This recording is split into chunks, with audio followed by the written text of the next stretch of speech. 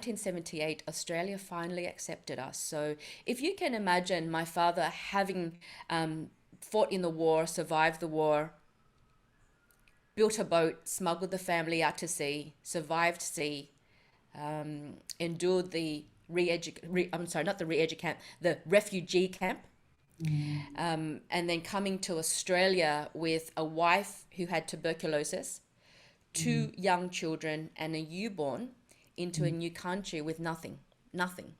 And on top of that, all the trauma that had been passed down to his generation. And so coming to a new country, he had nowhere to dump his anger but on my mother. And soon he dumped his anger on us kids as well. So growing up was very violent. Um, I didn't have much of a childhood. My father was very much bitten by the entrepreneurial spirit. And we moved to the outer western suburbs of Cabramatta. He found a prime location in the heart of Cabramatta's bustling commercial district, and he started to build his empire. We had Cabramatta's very first video library. Mm. We had Cabramatta's very first ice cream parlor, which sold the most delicious fresh fruit ice cream because I made it. We had Cabramatta's very first cafe, selling proper cappuccino espresso machine coffee.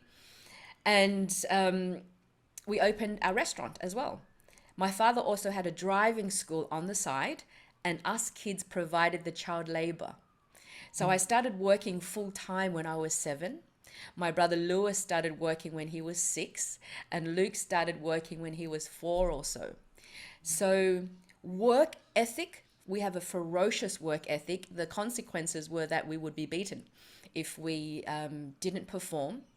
On top of that, we had to get good grades as well. And the thing that I think was instilled into me the most was not only a ferocious work ethic, but also this sense of resilience and grit and this beautiful sense of mastery. Mastery, because my parents were always tweaking and were always perfecting the ice cream recipe or the soup recipe or the coffee or the cappuccino froth, and they still do today. They were forever tweaking. And so growing up, I ran away when I was 16, 17. I was determined that wouldn't be my life. And I spent many years hiding from my father. I put myself through university, and pretty much supported Alone. myself since then. But looking back, we all have a choice, right, Tamara? We all have a choice. And looking back, I choose to see it as my training. Mm. I choose to see it as my training.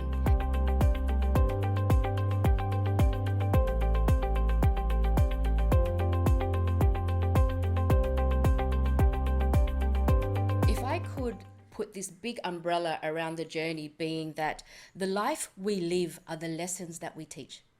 The Mhm. life we live are the lessons that we teach. We all have a responsibility to teach what we have learned. Mm. So, my first book, Secrets of the Red Lantern, launched in 2007. It's a very dark and personal memoir, which I disguised as a cookbook so people would read it. It completely changed the trajectory of my life. Mm. And I wrote it simply to create a very important heirloom so that my daughter can understand why I am the way I am, Mm. where I came from, and what it took to get here. And it was written as a family memoir. It was a Mhm. very cathartic experience. Not to my surprise, but to my shock, I won Debut Writer of the Year for it. It became an international bestseller. And it was then that I was pushed into the Writers' Festival circuit, Mm. which also meant that I had to get on stage and speak about my story. Mm. And they booked events around the world and around Australia. And I hadn't dealt with my trauma. It was still unresolved. And I didn't like how I showed up on stage. I hadn't dealt with my trauma, and so I was continually very emotional on stage. And there's a certain degree, right? There's authenticity because the event, the emotions are locked into our organs, right? It will always be there. But I didn't have the skills to master my emotions. I was a blithering mess basically on stage because I was required to talk about my story, but I hadn't done the inner work to resolve it.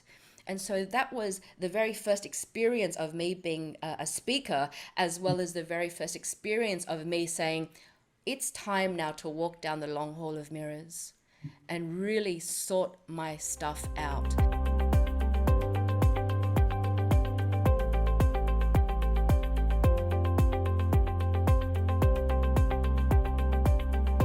I am a speaking coach, and I coach mastery on so many levels because, let's face it, anyone can stand behind a lectern and read from a piece of paper.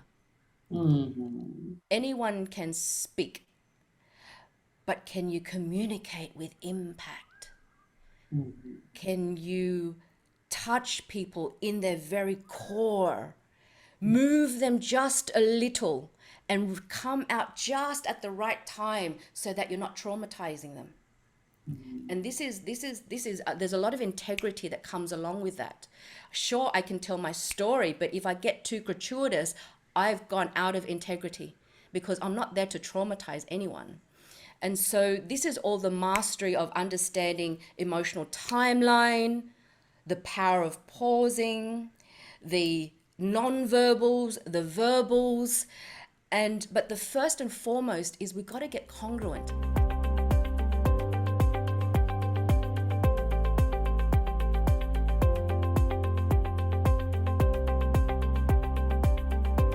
The spirituality that I teach is simply physics that has yet to be explained.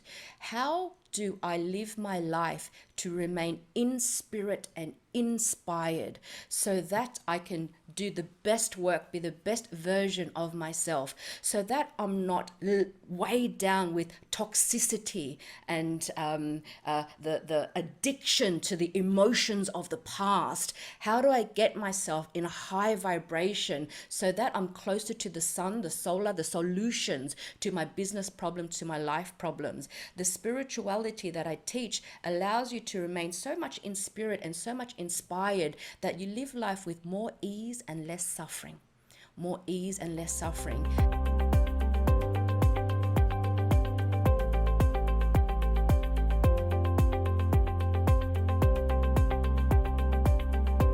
Yes, let me give you the context of the lens in which I see through.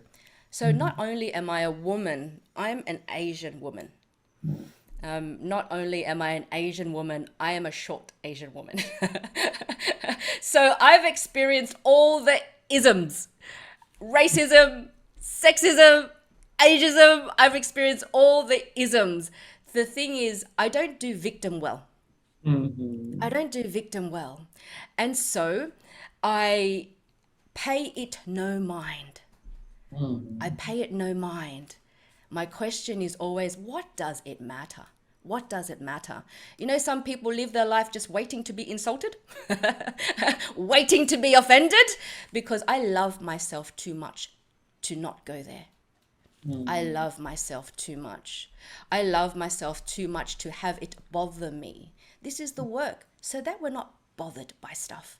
We're just not bothered by stuff. So to answer your question, my influences is not men or women, but human. I don't lead women. I don't lead men. I lead leaders who are human.